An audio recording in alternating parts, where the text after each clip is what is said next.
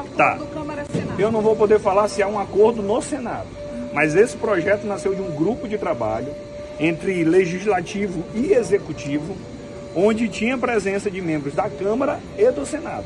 Só peço para não individualizar os nomes, já que a gente está brigando contra a individualização. Então, assim, eu acredito que o projeto está em consonância, resolve os impasses do Judiciário, então deve ser votado logo lá no Senado também. Alguma resistência em relação a algum trecho do projeto, por isso que pode ficar para amanhã? Não, acho que a maior resistência hoje é o quórum. Como a sessão hoje é híbrida, tem pouquíssima gente aqui para votar e amanhã exige a presença. Então, acredito que o quórum amanhã está maior para o debate da matéria. Quanto ao mérito, tem surgido algumas sugestões de acréscimo, tipo, a gente tentou definir o que são áreas estruturantes. Aí cada parlamentar está dizendo, não, mas bora incluir isso, bora incluir aquilo, que é legítimo.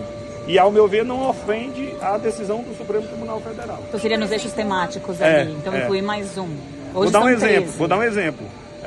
No texto só fala em educação técnica de nível médio, porque os estados são responsáveis por isso. Não tem ensino superior. Sabe, a gente passou batido, então provavelmente virá uma emenda incluindo ensino superior, incluindo ciência e tecnologia, incluindo defesa.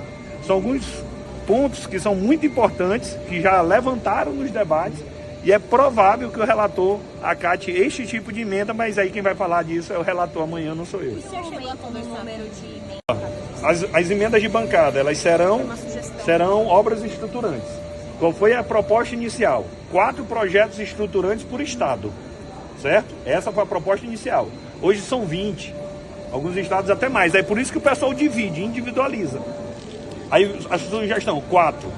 O Senado fez a seguinte ponderação. Olha, se é mais ou menos 600 milhões, cada projeto desse vai ser algo em torno de 150 milhões, 4 emendas.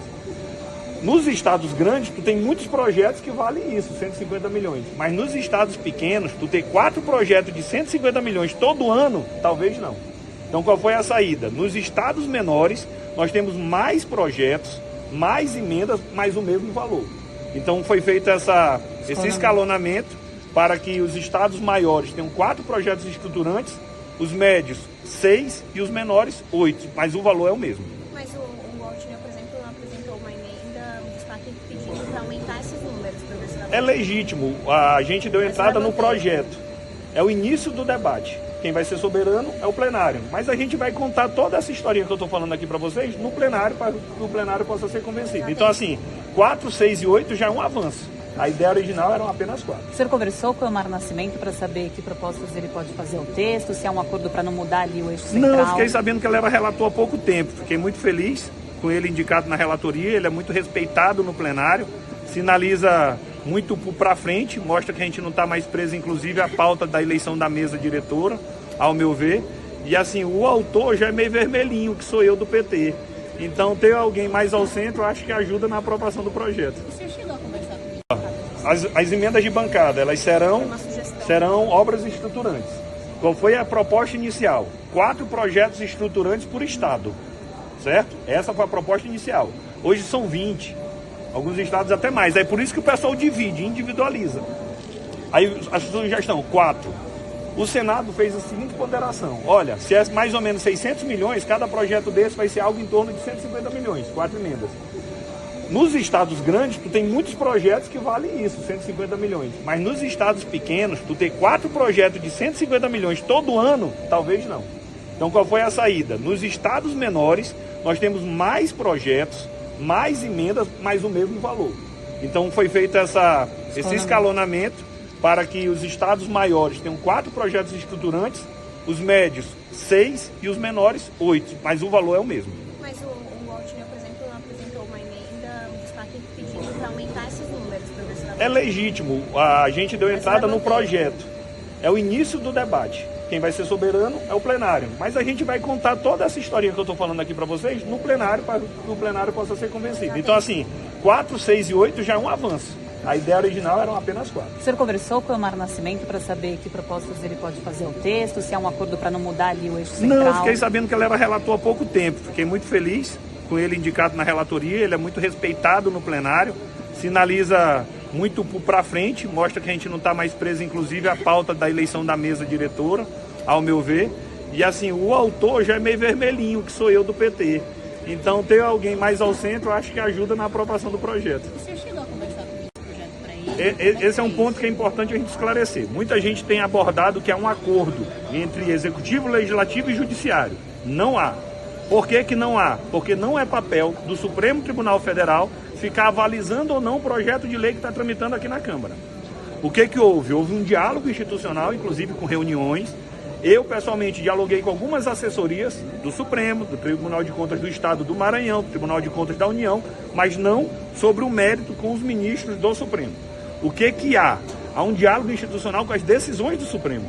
As decisões do Supremo, todos nós somos vinculados a ela. Então não importa tanto a opinião do ministro A ou B, importa o que está decidido nos autos.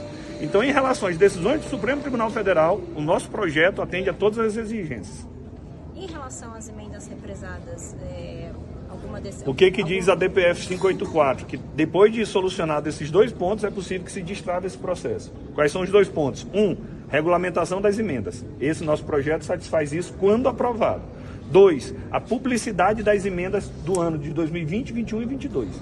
A Câmara, eu acho que já publicou aí uns 70%. Aí provavelmente a gente vai reorganizar para publicar. A diretriz do presidente da Câmara é que nós identificamos 100%, é o nosso objetivo, não temos nada a esconder, e que de fato isso possa ser oficiado ao Supremo para mostrar, Supremo, as duas exigências já estão satisfeitas. Aí o Supremo livremente vai decidir. Mas pelo que consta nos autos, após esses dois pontos nós iremos avançar. Na última decisão nessa DPF, inclusive o ministro Flávio Diniz, olha, falaram que vai ter um projeto, mas ainda não foi nem protocolado. Falaram que vão dar publicidade, mas o portal ainda não está bem azeitado.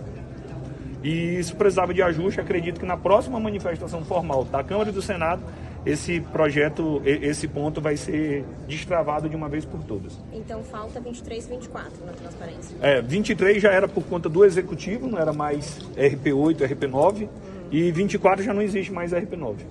Tá. Então não está dentro do mérito da decisão. Até porque essa decisão, lembremos, ela é da Rosa Weber, essa que exigiu a publicidade. Ela diz respeito ao ano de 2022. Ela ainda era ministra, tanto que hoje já é o Flávio Dino. Então depende do governo agora? Não, depende tanto do Executivo quanto do Legislativo. O Legislativo está informando tudo aquilo que tem e está oficiando o Executivo para ajudar nessa identificação dos personagens.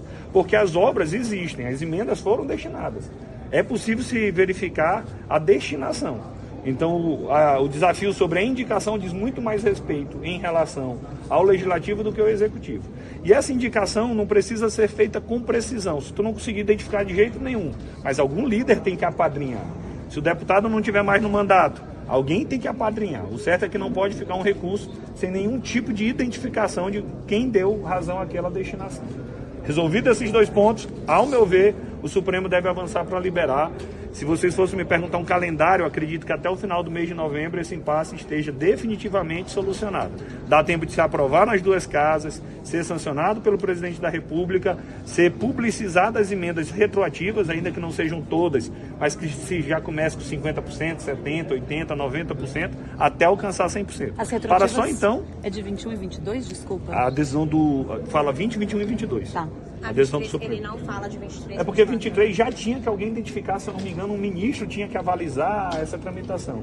E como essa DPF foi dada entrada lá atrás, se resumia apenas a isso. Mas a impressão que eu tenho, no nosso projeto já regulamenta de 2025 para frente.